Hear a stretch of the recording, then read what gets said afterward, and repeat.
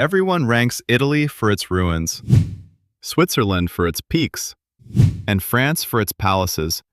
Germany almost never makes that list, and that's exactly the mistake this whole video is about to prove wrong. I went to every single place in this country myself, so you know exactly what to expect long before you ever land here. By the end of this video, you'll see castles that look older than anything in Switzerland, valleys that rival the French countryside, and cities that make parts of Italy feel almost sleepy by comparison. Something about this country has been underrated for way too long, and I'm not just going to tell you that, I'm going to prove it, region by region. And by the time we get to the very end of this list, I think you'll be wondering why nobody ranked this country first. Top Tier Travels presents Wonders of Germany. Hey everyone, I'm Finn Lee, a travel enthusiast obsessed with finding the world's most unforgettable destinations.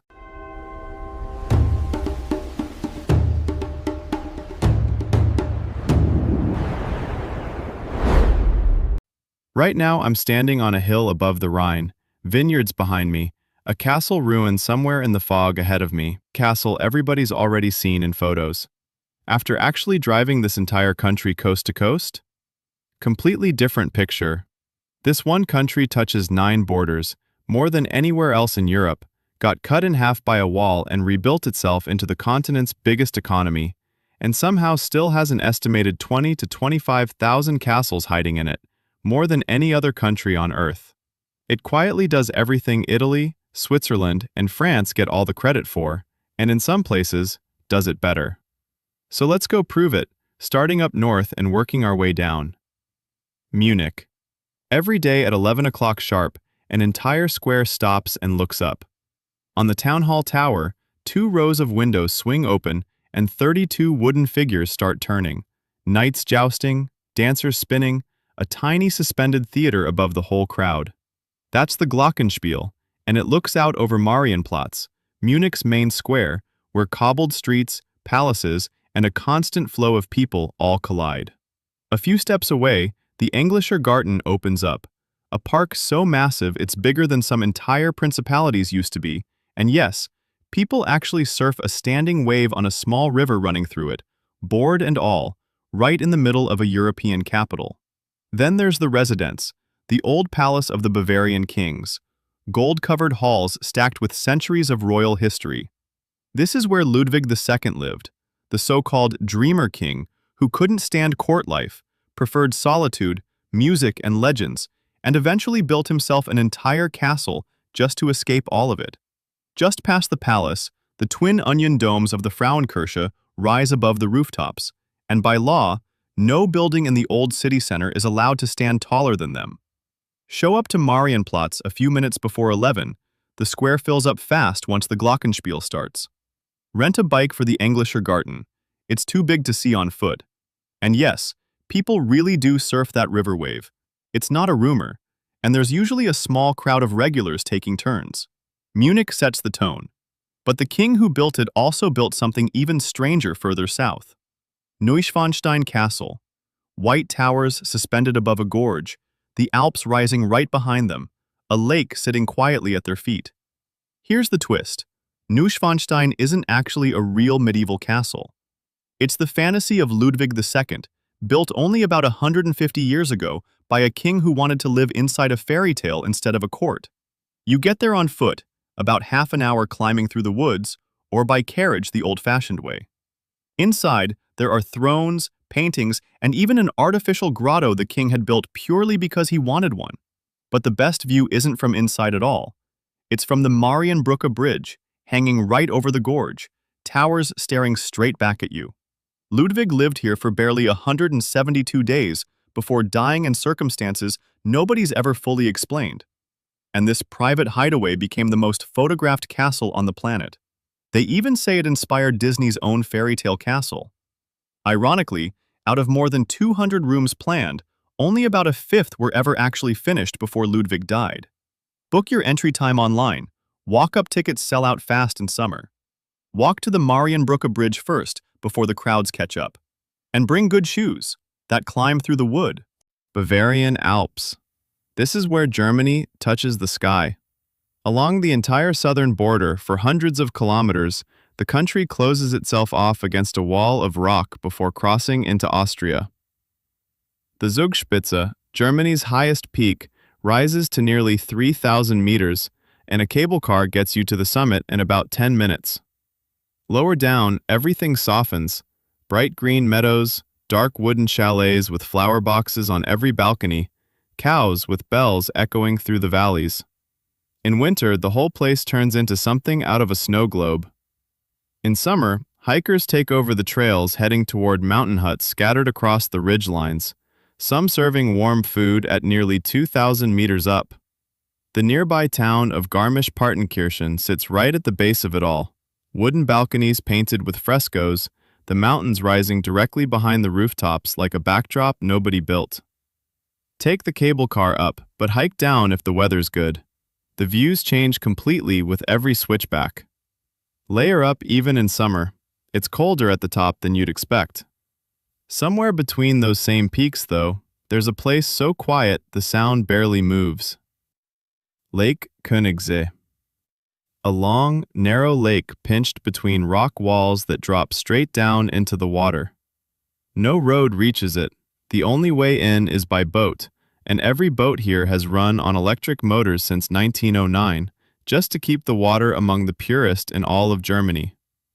Round one more bend, and a tiny red dome church appears on the shore, Sankt Bartholomew, reachable only by water, sitting right at the foot of Mount Watzmann. The nearby town of Berchtesgaden makes the perfect base, tucked into its own valley with views that made this whole region a national park in the first place. Book the earliest boat you can. Mornings are calmer on the water.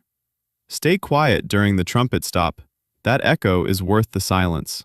From Stillwater, we're heading towards stone that's nearly 1,000 years old. Regensburg, Nuremberg, and Bamberg. 3 cities, and honestly, 3 completely different flavors of medieval Germany. In Regensburg, the Danube runs straight through, and its stone bridge, built in 1100, is the oldest medieval bridge in the country. 16 arches that survived floods, wars, and 9 centuries of footsteps. It became the model for bridges across half of Europe. A short trip north, Nuremberg was where every new emperor of the old empire had to hold his first assembly, right below the Kaiserberg Castle looking down over the rooftops. In winter, its square turns into one of the most famous Christmas markets in the world, the Christkindlesmarkt, wooden stalls glowing under lights that smell like spiced wine. And then there's Bamberg, a city that stayed genuinely unchanged for over 1,000 years, not as a museum, but as an actual living city, built across 7 hills, with a little Venice of old fishermen's houses lined up along the river. Time Nuremberg for December if you can. The Christmas market is worth planning a trip around. Walk Regensburg's stone bridge at sunset for the best light. 3 medieval cities down. Now we go find where Germany actually builds things. Stuttgart. A serious industrial city, the heart of the German automobile, and yet, vineyards actually climb almost into the downtown streets. 2 legendary car brands were born right here, and their museums feel less like exhibits and more like temples of glass and steel, telling over a century of speed and engineering. Grand boulevards, elegant squares, parks climbing gently toward the hills. It's a city that somehow blends precision engineering with an unexpectedly gentle hill country feel. It's one of the only major industrial cities in Europe where you can walk from a car factory to an actual working vineyard in under 15 minutes. Black Forest. Ever wonder why it's actually called black? The fir trees grow so dense and so tall that almost no light gets through, creating a world of shadow and silence that's been feeding legends here for centuries. It's a sea of wooded hills, dotted with villages under steep pitched roofs, dark lakes, and waterfalls hidden deep in the trees. The cuckoo clock was born right here. It genuinely looks like it stepped straight out of a Brothers Grimm story, and it actually inspired the romantic writers whose favorite city is waiting just a little further north. Deeper in the trees, Treberg's waterfalls drop over 160 meters in stages, some of the tallest in the entire country. Drive the smaller village roads instead of the main highway. That's where the real forest shows up. Try an actual Black Forest cake in the region. It tastes nothing like the version most people know. Speaking of the Romantics, their favorite ruin is exactly where we're going next. Heidelberg. There's a ruin here that nobody ever wanted to rebuild.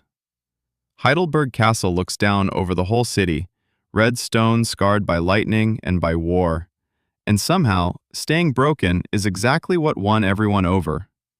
Romantic poets used to climb up here just to watch sunset set the walls on fire, deciding along the way that beauty could survive even in ruins. Below, the Neckar River moves slow past dark rooftops, crossed by the pale stone Old Bridge, and Germany's oldest university has filled these same alleys with students for more than 6 centuries. Goethe once said he lost his heart in the city and came back 8 separate times to try and find it again. Cross the old bridge at golden hour. The castle glows from across the river. Walk the philosopher's path for the classic postcard view. And expect crowds of students. This city runs on university energy, especially in the evenings. But Goethe's actual hometown is a completely different kind of city. Frankfurt, this is where Goethe was actually born, but today, the city's real identity is written in glass and steel. A skyline unlike anywhere else in Germany rises above the Main River. Banks, offices, major financial institutions, which is exactly why people nicknamed it the German Manhattan. At the foot of those towers, though, the historic main square still holds on, with old half-timbered houses patiently rebuilt beam by beam after the war. That contrast is basically the whole city in one frame. History on one side, one of Europe's financial hearts on the other. The Romaberg Square sits right at the center of it, gabled facades framing a fountain that's hosted royal coronation banquets for centuries. Get a rooftop view of the skyline at sunset. The contrast with the old town below is unreal. Walk the historic square first before the skyscrapers. It flips your whole impression of the city. Cochem and the Moselle. The river draws these wide, slow curves, and Cochem sits right inside one of them. Narrow pastel houses, a tiny harbor, vineyards so steep they look like they're climbing on their own. Above it all stands the Reichsburg, pointed towers straight out of the Middle Ages, though it's actually a second life. The original fortress was destroyed centuries ago, and a wealthy businessman rebuilt it from scratch out of his own pocket in the 1800s. This entire stretch of the Moselle produces some of the steepest vineyard slopes in the world, some so extreme that harvesting still has to be done partly by hand. Walk the vineyard paths above town for the best photo of the castle and the river together. Book the castle tour. The interior is more detailed than you'd expect for a rebuild. And try a Moselle Riesling while you're there. The steep slopes are exactly why the wine tastes the way it does. From slow river water to a city that gets its whole identity from water too. Aachen. The name literally means water, and boiling underground springs here reach over 70 degrees Celsius, some of the hottest in Central Europe. The old center is a weave of alleys, fountains, and cafes smelling like spiced cookies baked here for centuries, and above the rooftops rises the cathedral, a gilded dome and an 8-sided chapel shining with centuries-old mosaics. It's a border city too. Belgium and Holland are a short drive away, and you can hear all 3 languages mixing right in the streets. This was also Charlemagne's chosen capital more than 1,000 years ago, and that same cathedral is where he's believed to be buried. Try the local spiced cookies fresh, not packaged. It's a completely different flavor. Check the cathedral's opening hours. Parts close for services during the day. Real quick, before we keep going, remember how I said Germany was going to outrank Italy, Switzerland, and France, one region at a time? We're not even out of the west side of the country yet, and it's already starting to add up. Cologne. 2 dark stone towers rise 157 meters into the sky, visible from almost anywhere in the city. They belong to the cathedral, built specifically to guard a treasure inside, the golden shrine of the 3 kings, which arrived here almost 900 years ago. It took over 600 years to finish building around it. At its feet, the Rhine flows wide and busy, loaded with barges hauling goods across the continent, And that river gives the whole city its rhythm. Riverside walks, beer halls, and the scent of Kolsch, the pale local beer you won't find brewed quite the same way anywhere else. Almost the entire old town around the cathedral had to be rebuilt after the war, brick by brick, following the original street plan as closely as records allowed. Climb the cathedral tower if you can handle the stairs. The view over the Rhine is worth it. Order Kolsch specifically. Don't ask for a beer. Locals will absolutely notice the difference. But head south from here, and this same river completely changes character. Rhine Valley and the Loreley, past Cologne, the river narrows, the banks rise into a gorge, and for about 40 miles, almost every height along the way has its own castle. More than 40 of them line this stretch, tucked between terraced vineyards clinging to impossibly steep slopes. For centuries, this was Europe's main road, and those castles existed purely to collect tolls from ships passing below. Here too is the Loreley, a crag plunging more than 400 feet straight into the river at its narrowest, most dangerous point. Legend says a mermaid used to sing from the top and lure sailors straight into the rocks. One castle in this stretch, Marksburg, is the only one along the entire Rhine that was never destroyed or rebuilt, standing exactly as it was raised centuries ago. Take a river cruise through this stretch instead of driving, you'll see 3 times as many castles. Stop at the Loreley viewpoint. The drop is more dramatic in person than any photo shows. And go in autumn, the vineyards turn gold along the whole valley. The poet who made that legend famous, by the way, was born a little further downstream, Dusseldorf. This city still keeps that poet's house and his words, but Dusseldorf itself lives looking forward. It's Germany's fashion capital, elegant and lively, beer halls filling up every single evening in the old town. Down at the old harbor, 3 towers designed by architect Frank Gehry actually bend and sway, mirroring each other like sculptures you could live inside. All around, old warehouses have turned into design studios and galleries. Locals sometimes call the old town the longest bar in the world, since it packs more pubs and breweries into a few blocks than almost anywhere else in the country.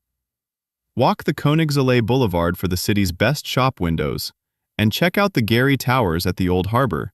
Most tourists skip them completely, and they shouldn't. Keep heading toward the North Sea, and the modern glass fades fast into old brick. Bremen. This is the Butcherstrasse, 100 meters of street that a wealthy coffee merchant handed over to artists and architects in the 1920s, telling them to reinvent it completely. What came out of that is nothing like anywhere else. Curved brick facades, sculptures, bricks shaped like flames. Bremen's actually most famous for the town musicians of Bremen, the Brothers Grimm fairy tale, and the bronze statue of them next to the town hall is basically the symbol of the whole city.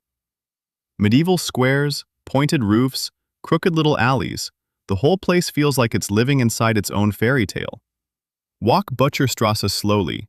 The detail on those buildings is easy to miss if you rush. And check the harbor district too. It's quieter but just as photogenic. Fairy tales don't stop there either. Head south, and there's a village that looks torn straight out of a storybook. Wernigorode and the Harz Mountains. Wernigorode looks like the cover of a fairy tale book. Gray roofs, walls following the rock, a castle emerging from the woods with pointed towers. And below it, a town of colorful half-timbered houses with a town hall that looks almost made of gingerbread. From its little station, a small steam train climbs curve after curve up into the mountains, ending at the Brocken, the highest peak in northern Germany, wrapped in fog for around 300 days a year. Maybe that's exactly why one of Germany's most famous legends was born up here. The story goes that on Walpurgis night, witches from across the country climb this mountain for one great gathering before spring. Even Goethe set a scene of Faust right on this summit. The town below has more than 1,000 half-timbered houses still standing, each one carved with a slightly different pattern, no two exactly alike. Book the steam train seats in advance. They sell out on clear days. Bring layers even in summer. The summit fog brings real cold. And walk Wernigorode's old town slowly. Every house has its own carved details worth stopping for. From this wild, foggy mountain, we're heading toward a city that changes Germany's whole pace. Dresden. They call it the Florence on the Elbe for its Baroque palaces looking straight out over the river. The kings of Saxony built genuine marvels here, the Zwinger with its fountains and galleries, and the Semperoper, one of the most sumptuous opera houses in Germany. The Zwinger's courtyard alone is ringed by pavilions dripping with gilded ornamentation, built purely to host royal festivals and celebrations. Then, on one night in 1945, bombs erased almost all of it.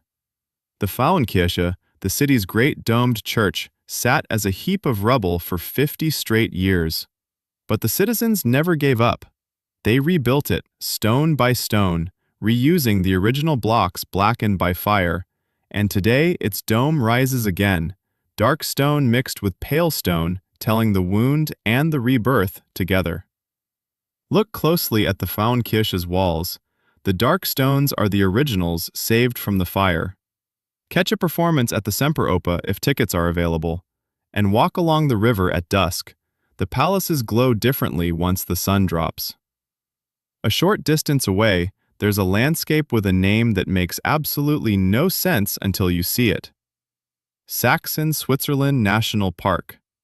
Despite the name, this has genuinely nothing to do with Switzerland. Two homesick Swiss painters from the Dresden Academy named it after standing in front of these rocks and missing their own mountains. Sandstone towers rise straight out of the woods here, like fingers of stone above a valley carved by the Elbe, and the most famous spot, the Bastei, is a stone bridge suspended among the rock pinnacles nearly 200 meters above the river. Climbers actually developed some of the earliest rules of free climbing on these very sandstone towers, long before the sport had a name anywhere else. Go early morning for the Bastei Bridge. It gets packed by midday. Wear real hiking shoes. The trails are steeper than the photos suggest. But no place in this country carries as much history as the capital waiting just ahead. Berlin. This is a city that learned how to be reborn. The Brandenburg Gate spent 28 years staring out at a wall. Today, it looks out over a square completely full of life.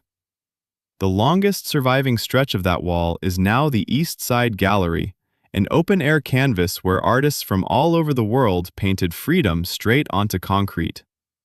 In the middle of the city, an entire island on the river holds 5 major museums, everything from ancient Egyptian treasures to German Romantic paintings, and above it all, the television tower rises visible from nearly every neighborhood. At the Reichstag, a glass dome now sits directly above the parliament chamber, letting visitors literally look down on the lawmakers below. But Berlin doesn't just run on history. It's young, a little rebellious, parks and markets by day, and nightlife that genuinely doesn't seem to know what a closing time is. Walk the East Side Gallery slowly. Every section tells a different story. Museum Island needs at least half a day. Don't try to rush all 5. And don't plan an early morning after a Berlin night out. The city means it when it says nightlife has no hours. When summer hits, though, Berliners have a secret escape route straight to the coast. Rügen Island. This has basically been Berlin's sea for over a century. When the heat arrives, the capital empties out, and this island fills right back up. It's easy to see why. Massive cliffs of brilliant white chalk plunge into the Baltic from over 100 meters up, the so-called King's Chair being the most famous viewpoint of all. Above the cliffs, ancient beech forests, protected as World Heritage, create this contrast that almost doesn't look real. Green forest, white chalk, blue sea, all sharpening each other. Along the coast, pale sand beaches alternate with old-world seaside villages, villas, and piers stretching out over the water. At the island's northern tip, the Cape Arcona lighthouses still stand watch over the Baltic, marking the point where Germany's coastline finally runs out. Time your visit for late afternoon light. The chalk cliffs glow gold before sunset. Walk the beech forest trail above the cliffs. Most visitors only see the beach level. And book ferry tickets ahead. Summer crossings fill up fast. The white cliffs aren't the only color dominating this coast, though. Not far away, entire cities turn red brick instead. Hamburg. Nicknamed the gateway to the world, Hamburg's port is the largest in the country, a horizon of cranes, containers, and ships departing for every continent on Earth. The city is laced with canals, too, holding around 2,500 bridges, more than Venice and Amsterdam combined. In the Speicherstadt, the city of warehouses, red brick buildings mirror themselves in the water, once packed with coffee, spices, and carpets from half the world. And right on top of one of those old warehouses sits the Elbphilharmonie, a concert hall with a wave-shaped glass front that's become the city's new symbol in just a few short years. From its terrace, the entire port stretches out below you. Just west of the harbor, the Reeperbahn keeps the city's nightlife going until sunrise, loud, unapologetic, and about as far from the quiet warehouses as this city gets. Book the Elbphilharmonie terrace visit. It's free but requires a timed ticket. Walk the Speicherstadt at night. The reflections in the canals hit differently under lights. And take a harbor boat tour. It's the best way to actually understand the scale of the port. And it's right here, at this port, that this entire journey finally comes full circle. Italy, Switzerland, France. I told you at the start Germany was going to earn a spot next to all three. I think it just did.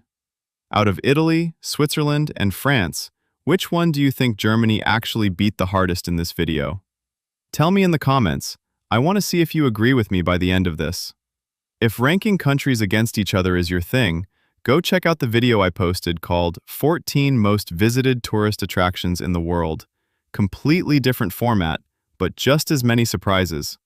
Hit subscribe so you don't miss what's coming up next, and I'll see you in the next one. I'm Finn Lee. See you out there.